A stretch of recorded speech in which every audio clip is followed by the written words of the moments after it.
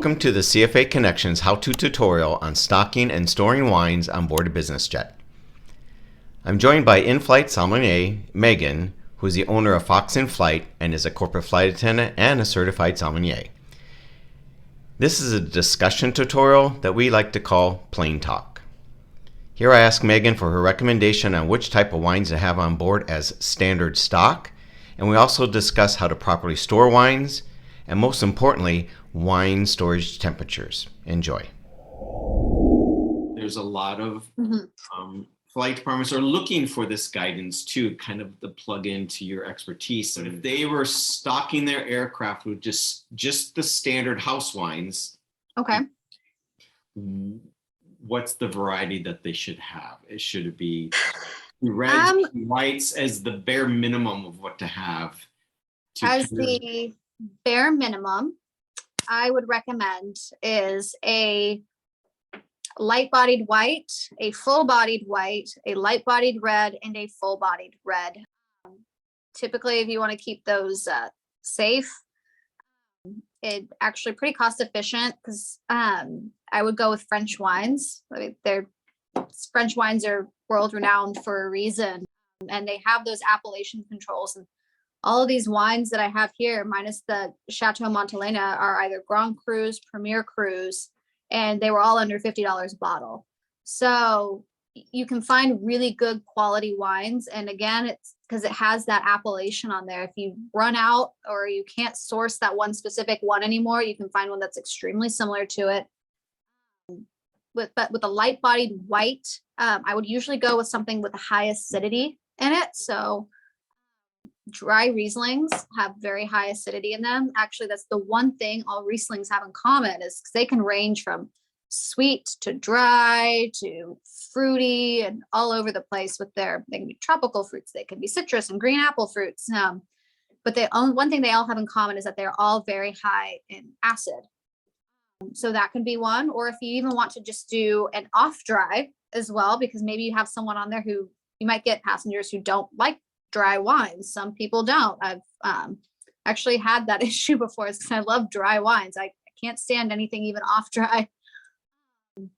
I had this lady on board and she wanted a sweeter wine, and I did not have a sweeter wine on board. So maybe having just one off dry wine, so it's not going to be super, super sweet, but won't be as mouth puckering as the dry wines. And it can go with a lot of things too. So if you have like I was saying earlier, like the spicy foods or anything like that, those are great for off dry. And then I would do a full bodied white wine. So this is where you're typically, again, I always pick Chardonnays, for example, because I think that's a good one to do. Suggest a Riesling and a Chardonnay. And then I would get an unoaked Chardonnay personally, because I would do an unoaked Chardonnay. I think, I think the majority of people don't like oaky Chardonnay. Yeah, exactly. It's very, I haven't really met someone who's requested extreme butter Chardonnay. Not saying they're not out there. And if that's what you like, props to you for knowing what you like. It's just not a very common thing. So typically if you get that, unoaked Chardonnay, you're still going to get that full-bodied wine. You're still going to get your medium to full-bodied wine. You're still going to get that flavor profile behind it. You're just not going to have as much of the butter on your tongue there. So it can pair with a lot more things. So right, exactly. That's what. And then for reds, a cab, and then like a Merlot and a Pinot, or if you only had to choose two, I would go with a red Burgundy of type because with California wines, you have to be or US wines, for example, you have to be very producer specific. And that kind of narrows you down if you are out of country for a long period of time and you can't find these wines because we do not have those appellation controls. We don't have those laws and regulations. So you can have an absolutely fantastic Napa cab like Silver Oak, but then you can turn around and have another one that's just absolutely awful, that's been mass produced. It's awful. And the thing is just because you have to be producer specific, it's usually also not cost efficient.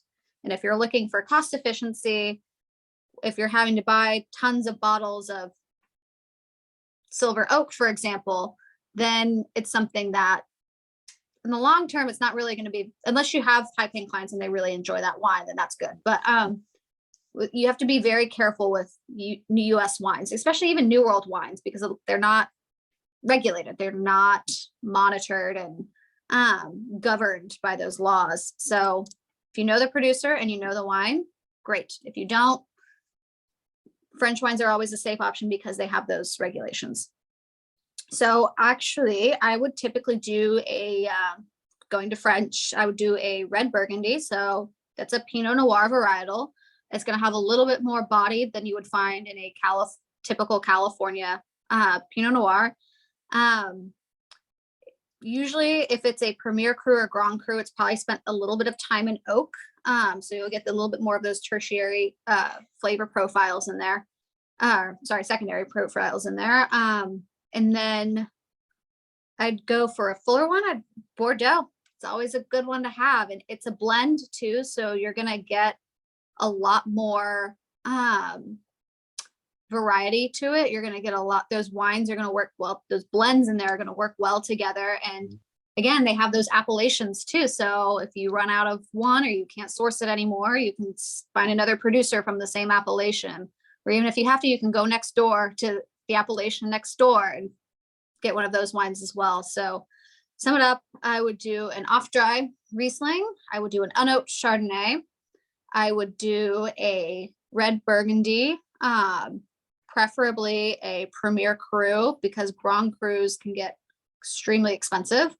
And then I would do a Bordeaux, probably from, I'm a Merlot person, so I would do a right bank Bordeaux, because those are typically more Merlot based. Left bank is typically more cab based, but depends on what you want. So yeah, that makes sense to go for I'm listening. I'm sorry. Yeah, for the French wines because of availability internationally. Chances are you'll be able to find that one or a comparable one like you're talking about. Yeah, those would be a lot easier to, there's more options, I want to say, for that. So like this, right. So this one actually, yeah, if you're going with all Californians or you're limited because you're not going to find those internationally, most likely. Exactly. And if they do find them, and they are those really well-known, really good quality producers, you're going to be paying a pretty premium for those, especially outside of the United States, if they are even exported outside of the United States. So right. That's one of those ones where you're kind of narrowing yourself down a bit there, and you just have to be very producer specific because they're all over the place with those wines. Like I said, you can get really good ones, and then even Pinot Noirs from Oregon and Washington are completely different from Pinot Noirs in California. They are just everywhere. Yeah.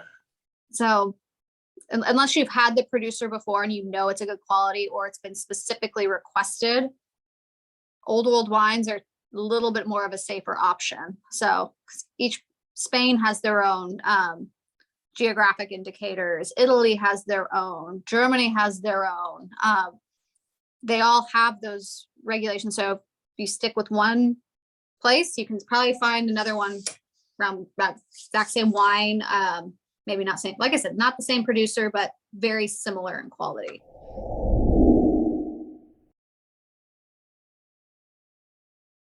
So sediment buildup on a cork is not a fault. That is just wine storage. Like I said, any aged wine is going to have sediment on it. And technically, you should properly be storing your wines on their side so the cork does not dry out.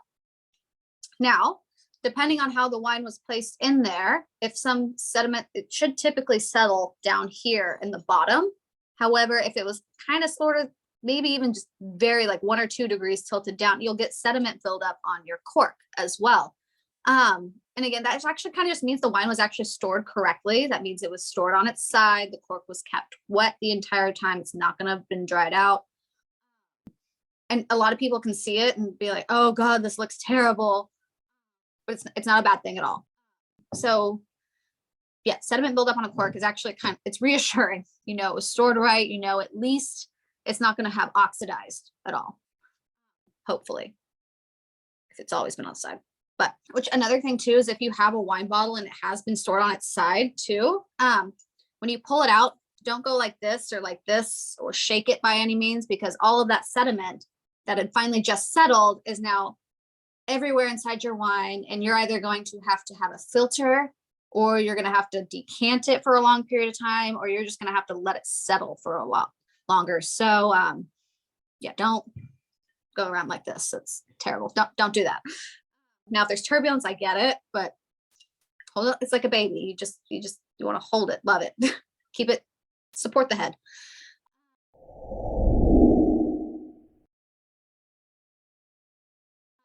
So that's another thing we talk about. So if you're pulling out a wine and it's been stored correctly, either you have a wine chiller on your fridge, which you're really lucky for, or you're bringing it out of the hangar, because you should not be leaving your wines on board the aircraft, because anything above 80 degrees, you're essentially starting to cook that wine. So you don't want cooked wine unless you're going to try to make a really good reduction with it. Do not cook your wine. Please also take your wines off the airplane. Do not leave them on there unless it's going to be a very perfect 62 degrees outside. Do not take your wine, or do not leave your wine on the airplane. And especially even if you're trading off with somebody, just get a cooler bag, put your wines in there on their sides, and just put it in the fridge in the FBO. Wine can get, again, err on the side of caution. A cold wine is not going to be ruined. And again, it's easy to warm up those wines. You just set it out at room temperature. It'll start to warm up. But if you have a too warm wine, or a wine that has been cooked, essentially, you can't save that. It's done. Yeah, and that's for a lot. They've done interior temperature checks on aircraft. They did it a flight department that I know in Las Vegas, with the plane sitting outside. And if it's in full sun, you could think, it's only 80 degrees, 85 degrees outside, so the plane's only going to get to that heat temperature inside. It actually is going to be much warmer inside. Yeah. It's like a car sitting outside. Like, if you think about it, like, it might be perfect outside, but if your car's been sitting in the sun, it's going to get very warm on the inside of your car. So same concept.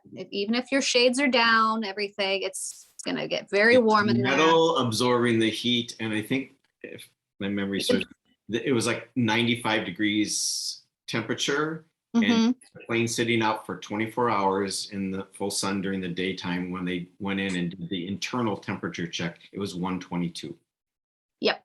Yeah. So yeah, that's not wine temperature at all. You're not at all. Chocolate's melted, soda's exploding, which they do explode in heat. It's probably a telltale sign if the chocolate's melted in the cabin that you had stored on there, your wine could be toast. Your wine's ruined probably at that point. Honestly, if your chocolates are melted, yeah, unless they're sitting on the, with the window shades open in the heat. But if it was just in a storage drawer and the chocolate's melted, most likely the wine is pretty much skunked.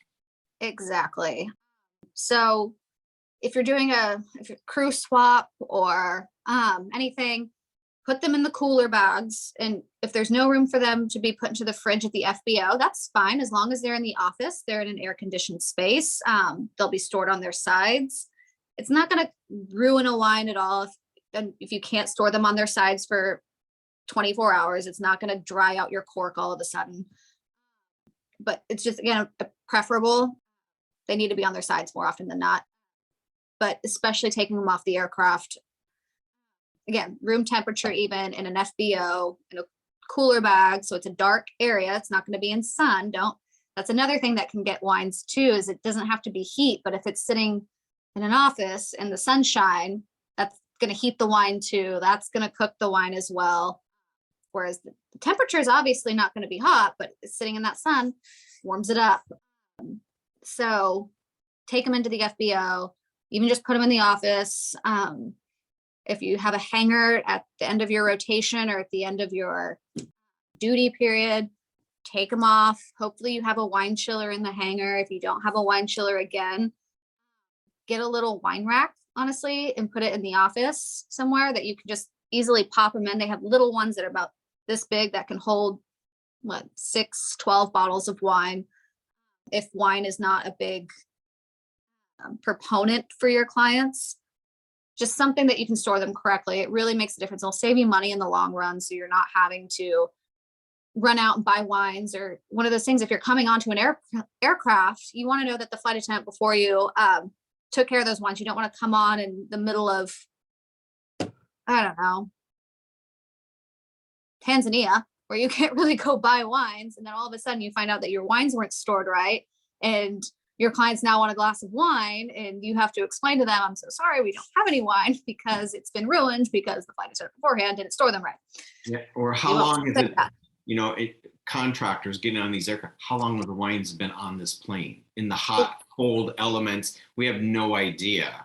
You know, exactly. That's, you know, if you fly for a private owner like me, we have control of the interior and the supply. But as a contractor, you're getting on all these aircraft or swap meet. It's like, that's why as a consultant, when I would help flight departments, I always encourage some type of a rotation, whether it's using like colored dots so you know what month that was loaded on. So because I'm like, after months and months of being that needs to go. Yeah, that's donate it, take it home. Yeah, but it's most likely by the time you open it, it's going to not be good. If you're a contractor, honestly, if you can, and if the management company allows you to, just bring 2 bottles of wine with you. When you do your catering shopping and stock shopping, just get 2 bottles of wine. That way you at least know that you have a red and a white, depending on what you're serving. That way at least know you have some options just in case. And again, they may not even want the wine, but you don't want to be that person to have to tell them they can't have what they're asking for because poor planning or anything that could be faulted. Like you don't want to be that person who's going to have to explain that to somebody. So just be prepared. I'm not saying you have to go buy a giant case of wine, but just bring 2 bottles. That way you have something, maybe 4 if you have a big passenger load. But it's true. Back in the day when I was a contractor, you know, I would get on this aircraft and they had 8 bottles of wine, but it was 8 completely different bottles of wine. So if someone was really enjoying one, oh, we'd like some more. Sorry. We're going to do a tasting menu today, but with wine. Exactly. Aren't you lucky? You know, here we go. Because that's where I learned, you know, one time, and then I learned the lesson where I was always checking the wines and seeing how many of each type of wine matched. And then I was checking also the vintages to see if there was 2 bottles of the same vintage, so I could serve those together. Exactly. And then you just learn from experience for sure. That's one of those, usually everyone kind of learns those the hard way, unfortunately. It has happened to me too, as I've gotten on an airplane and I was contracted. It was a last minute notice. I brought 2, what did I bring? I think I brought 2, wines. I just brought them with me, and thank God I did, because I got on the aircraft and there was Kim Crawford Sauvignon Blanc, like $70 million aircraft, and we've got Kim Crawford.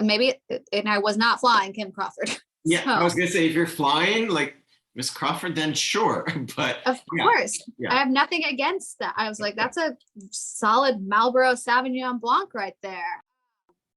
But again, there's a certain expectation with private aircraft, and you really have to try to bring that New York 5-star dining experience to them on an airplane with appropriate